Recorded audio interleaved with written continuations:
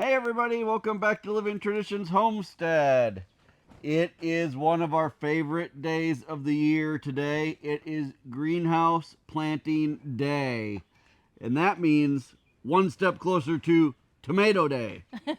We are so excited to be back in the greenhouse. The weather has been beautiful, and this is really just the normal time that we plant the greenhouse. We really don't have any fear of a hard frost in the next, 2 weeks or something. Right. But even so, the plants will be small enough in here that we'll be able to cover them even if we get a tiny frost. But we're not really that worried about it. Right. Basically, we normally plant our greenhouse plants about a month before we plant the plants outside. So typically we try to hold off until the first or second week of May to plant our outdoor garden, but the greenhouse is all ready to go now. So we're going to be planting a lot in here today, but we just want to let you know that, hey, if you don't see that we've planted something here that you think, hey, don't they plant that? It's probably something we're going to plant out in the garden, and that'll be like a month from now. Right. Yeah. So things like okra and things like that that really like the outdoor heat, those will go in the outside garden. Things that want a lot of sun but still prefer a little bit of shade because we have a shade cloth over the garden, those are what we plant in the greenhouse. In total, we have 59 of these buckets in here that we're going to be planting today. Some we're going to be doing from transplants, some we're going to be doing from seed, and we're going to show you each thing that we're planting as we go along. You can see how nice and full and dark the soil is in these buckets. Yesterday, Kevin and I topped off all of these buckets in preparation for today with just some fresh potting soil. So they look great, and the plants are going to be just ready to get started. We do have a little bit of a theme going on in the greenhouse this year. As you know, we grow a lot of tomatoes and a lot of peppers in the greenhouse. Now, we are going to be doing some other things as well. Tomatoes, I'll go over all of those varieties with you, but the theme for peppers this year that Sarah really wants to do because we haven't done in several years is dried peppers. And more specifically, Mexican dried peppers. I really like to be able to incorporate them into my salsas and making kind of like enchilada sauces and salsa verde sauce that I can cook meat in. I'm really excited to be able to do that this year, and Kevin's right. That's really kind of the theme for the pepper section this year. So let's get started planting. We've got a full day of planting ahead of us. We'll go over the varieties as we go, but you guys, it's going to be a great year here in the greenhouse. Okay, let's get started planting. We are going to start with this row here, which is primarily tomatoes, but we're going to throw a few other things in there too, like basil. The first two buckets in this row are going to be basil. I like to grow Genovese basil. It grows nice and big and is very productive. We really use basil mostly to make pesto. I am almost out in our freezer, and both of our daughters have said they would like to make pesto for themselves this year, so I think we're going to get a bunch, and there's going to be a lot of pesto made. Now, before I go any further, if you can hear like plastic kind of banging around, or if it's kind of noisy on your end, it's really a pretty windy day here, and it really does make the plastic on the greenhouse kind of go back and forth and make a lot of noise. I apologize for that. We're just doing the best we can here, and we get a lot of wind in the spring. Okay, with most of our plants that are already potted, they're all going to be planted pretty much the same way. So we're just going to dig a hole in the center of the pot. We're only going to be doing one plant per bucket because this basil gets real big. So get a nice hole in there. Gonna tip out these basil plants. Now all of the plants that we're planting today, we have started from seed. You can see how gorgeous the roots look on there. So it's a real nice, healthy plant. Set it down in the hole, make sure the level is right, and then just backfill it with the nice soil all around it. Press down just a little bit and smooth it out. Looks beautiful. We're just going to do that one the same way. All right, now on to the most important part of the entire garden, greenhouse, garden, everything. Most important part, tomatoes. And specifically for me, cherry tomatoes. I have two varieties that I've been growing now for years that I absolutely love. They do so well, especially in our environment here. They're very heat tolerant. They rarely crack. They just grow really well with very little disease. And so we're going to be doing the same things that we've done the last several years. Two varieties of cherry tomatoes. The first two buckets here are going to be a large red cherry. These are an heirloom variety. I absolutely love these. They're a good size. Not quite as big as a golf ball, but pretty close. Round cherry tomato. These are an heirloom variety, so we can save seeds from it, which is one of the reasons that I really like them. They're also just an amazing taste. A lot of times I find that cherry tomatoes don't have as good of flavor as the full-size tomatoes, but both of these varieties absolutely do. So large red cherry is these first two buckets here. The second two buckets are going to be my second favorite, which is the Juliet. Now, Juliet is a hybrid tomato, so you can't save seeds from it, but they are so delicious and so prolific that I still plant them every single year. We just buy seed for them when we need it. But they are also a very crack-resistant, heat-tolerant plant, very little disease, and they just grow so prolifically that we've never had a bad crop of them. So we're going to get busy planting these. Very similar to the way that Sarah did the basil. Just a couple extra little steps with tomato plants. Basically, we're going to take it out of the pot. We're going to loosen the roots a little bit. These bottom little branches we're going to break off. In fact, I'm going to probably take off these also. And then on tomato plants, you really want to plant deep. We're going to plant this probably this far into the ground. And we will be able to get nice big roots underground by planting these really good and deep.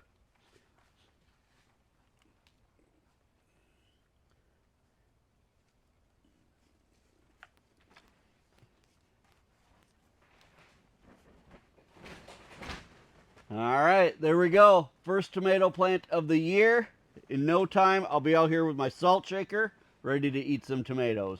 We're going to get these others planted, and then we'll show you what we're going to be doing for the rest of this row. The next 8 buckets we are going to be planting with Amish paste tomatoes. The Amish paste tomato is actually my favorite type of paste tomato. Now there is a difference between a paste tomato and just like a regular slicing tomato, like a beefsteak tomato or something. The paste tomatoes have a lot less water inside of them, so they're commonly used to make tomato sauce, spaghetti sauce, pizza sauce, those types of things, because with less moisture, with less water inside of them, you don't need to cook it or boil it as long to get a nice thick sauce. So Amish paste has been my favorite probably for the last 4 or 5 years. They get nice and big, and they're a nice, healthy sized tomato and tomato plant. So we're going to be planting 8 of those. I do use these for pizza sauce, regular tomato sauce, and like a pasta sauce. Sometimes if I have a lot extra, I'll make ketchup, or I'll use them in my salsas. So they are going to be planted just like the rest of the tomato plants, nice and deep, and take off the first few leaves. All right, the next tomato should be no surprise to anybody who's been watching us over the years. That is Jetstar. Jetstar is by far our favorite, just kind of all around tomato. They're nice, big, slicing tomatoes. We've really never had a bad year with Jetstar tomatoes, which is why we really just keep going back to them. We've been planting these for probably 12 or 13 years now. All the way back in Arizona, we were planting Jetstar tomatoes. And we've been in Missouri for almost 10 years already. 10 years this June, actually. So, Jetstars are, again, just a nice big slicing tomato. If you're looking for the perfect, like, sandwich tomato, Jetstars are it. We're going to be planting 8 of these as well, which for the 2 of us is plenty of tomatoes. One thing we've learned over time is that if you grow tomatoes correctly in the right environment, you don't need to plant a million tomatoes. They grow so prolifically that you can get a lot of tomatoes out of not a lot of plants. Now, the Jet Stars are what Sarah uses for things like tomato juice, diced tomatoes, stewed tomatoes. She will use them in some of her salsas. They're just kind of a good all around tomatoes. She doesn't use them much for the sauce and the paste because she talked to you about what the paste tomatoes are good for, but pretty much everything else a Jet Star can be used for. So we're going to get these 8 planted. After that, we've got 4 more tomato plants to plant toward the back. They're different varieties than what we normally do, so we're excited to show you those as well. There are only 2 more varieties of tomatoes left to plant. The first one is the mortgage lifter. Now, we planted this a long time ago. I don't even remember if we liked it, but we've heard so many good things about the mortgage lifter from friends, we thought we would give it a try again. Now, the mortgage lifter tomato is a beefsteak tomato that gets pretty big, like 1 pound each. It's an indeterminate plant, so it will grow really tall and produce tomatoes throughout the entire season. Now, there's an interesting story behind the mortgage lifter tomato and tomato plant. Back in the 1930s, there was a gentleman who planted these tomato plants and he sold the starts for $1 each. And he paid off his mortgage of $6,000 only by selling mortgage lifter little plant starts. That's pretty amazing. So that's a little history about that plant. We're gonna plant 2 of the mortgage lifters. Then the second type of tomato that we haven't planted in a long time also is the hillbilly tomato. Now, we had a subscriber send us seeds for the hillbilly tomato actually many years ago. I didn't even know if they would germinate, but they did. What I know about the hillbilly tomato is that it is also a nice beefsteak tomato. It's kind of a yellow and orange tomato with streaks. It is supposed to be a potato leaf variety, but to be honest, you guys, this isn't really looking like the potato leaf variety tomato, so it's very possible that the seeds that we got had cross-pollinated with another variety. So it could just be kind of a mystery tomato. I'm excited to see what is going to happen. The hillbilly tomatoes are also a giant tomato. They can be anywhere from 1 to 2 pounds per tomato, but we're going to plant 2 of them and see what happens. The last 4 buckets on this row are going to be summer squash. On my side here, these 2 buckets, we're going to be planting the yellow crookneck squash. 1 plant per bucket because they get quite large. On my 2 buckets, we're going to plant Black Beauty zucchini. They are just a tried and true summer squash. Love the Black Beauty. And I'm also going to be planting 1 plant in each, although we're both going to be planting 2 seeds just to make sure we get good germination. Now, we are also going to be planting some of these out in the outside garden when that time comes, and that way we'll have a nice staggered crop of them. So for today, just these 4 buckets here in the greenhouse.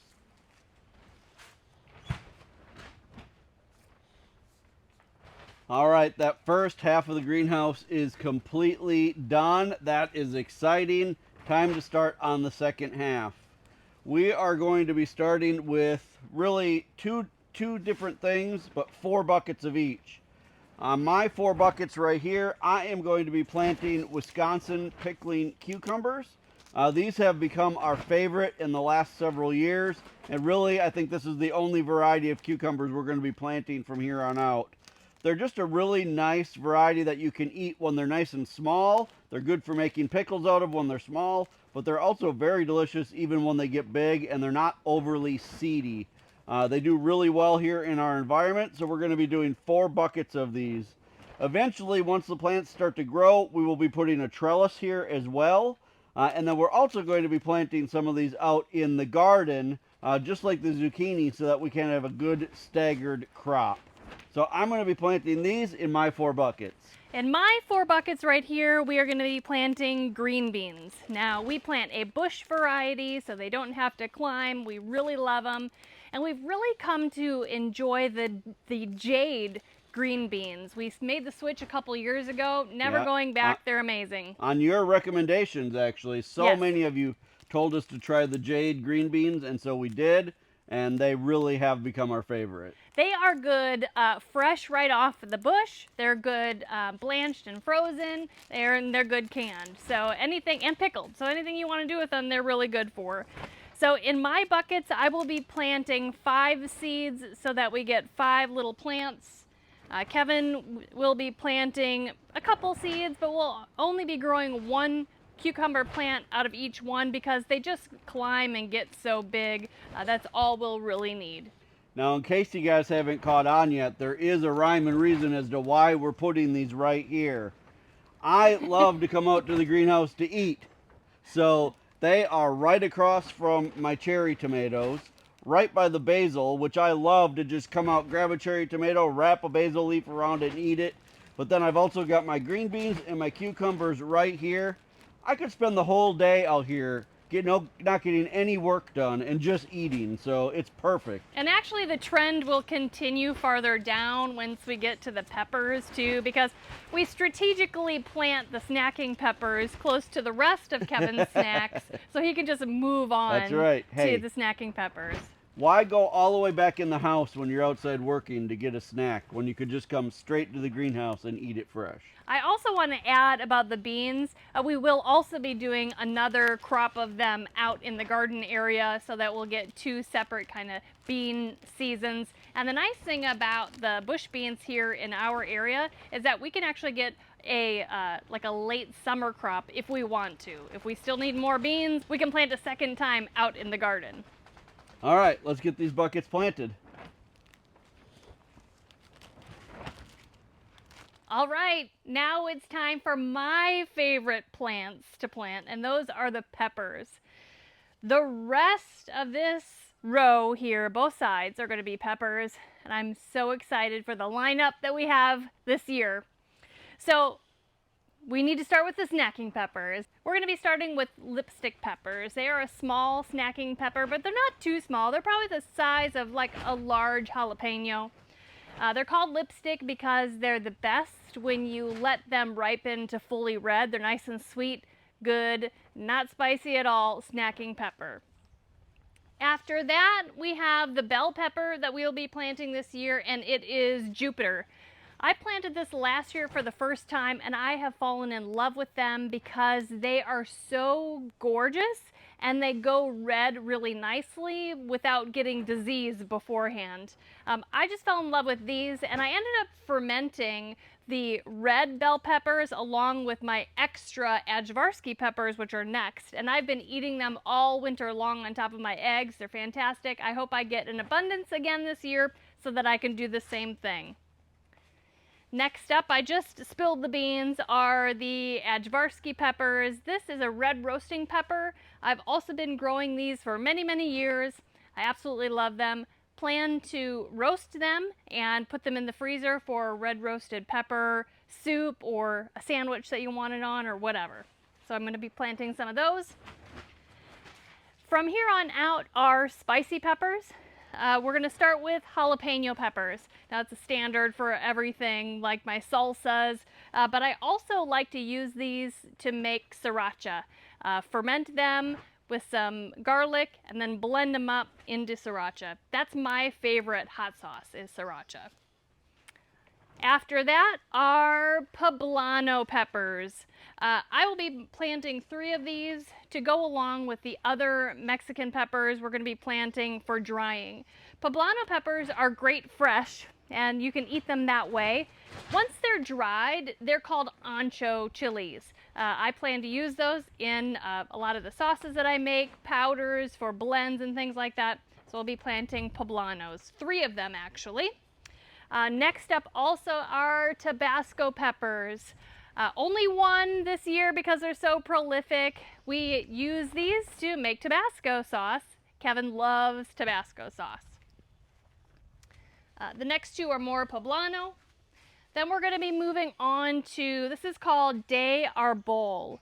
This is a small chili pepper that is probably the similar heat as a cayenne pepper. Very small. I will be drying them and adding them into our recipes throughout the year. Then we have another pepper called Chalaca pasilla. And this one, when it's fully ripe, turns kind of brown. It is kind of sweet, but definitely spicy, and definitely turns brown during the drying process. And this is very popular in a lot of the Mexican dried pepper recipes that you use it in. Finally, the very last pepper, I'm going to be doing 3 of them, is the guajillo chili pepper. This is very common and is used really a lot. These and the poblanos, which are anchos, are really the main pepper in a lot of Mexican dried spices and enchilada sauce and other sauces that you can cook meat in. 3 of them. I'm very excited. We're going to plant all of these right now, and they're planted actually exactly like the tomato plants. You can plant these a little on the deep side because they will grow roots up the stem as well. We'll take some of the leaves off, plant them nice and deep. We are very excited to see the kind of harvests that we get off of all these pepper plants this summer.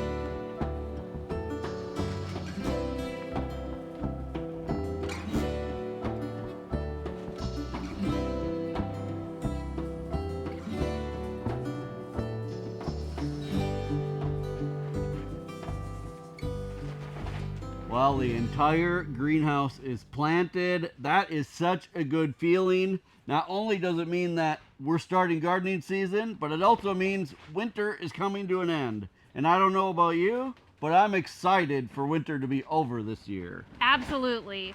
Now, the peppers, as they get bigger, we will put one kind of industrial sized tomato cage over each one to help support them. Our peppers always get really tall, and so they need some extra support, especially as they're producing their amazing heavy peppers. Right. And on the tomato side, we use a single string method where we actually run a string from the rafters of the greenhouse down to the plants, and then we use a single string method to string up our tomato plants. You can go back and look at that in past years. I'm sure you'll also see it in some upcoming videos, but we do that once they get a little bit bigger. The nice thing here in the greenhouse is we really can protect the plants from most of the heavy spring winds and things like that, so there's no need for us to do the trellising and everything right off the bat. So, you guys, that's it. This is our entire greenhouse completely planted. I can't wait to show you the produce that we get to harvest later in the summer. And we are excited to get going on our raised bed garden outside. If you remember, a few years ago, we switched to the Vajaga raised beds. You guys, that has been a game changer for us. We love gardening so much more now that we're doing everything in raised beds. The weed issues are pretty much gone. It's just a joy to harvest vegetables when you're growing in raised beds. We will bring you guys along next month when we plant that whole garden area. We'll also do just a really quick review of those Vajaga raised beds, and we're actually going to be installing 4 more. Right. So I get to share with you guys my plans for those. Correct. All right, you guys, thanks so much for spending some time with us today here in the greenhouse. Let us know in the comments, what are you going to be growing this year? Are you trying anything new? Are you expanding? Are you downsizing? What's going on in your gardens this year? We always like to read the comments and find out what's going on. Until next time, guys, thank you so much for stopping by the homestead. Take care, and God bless. God bless.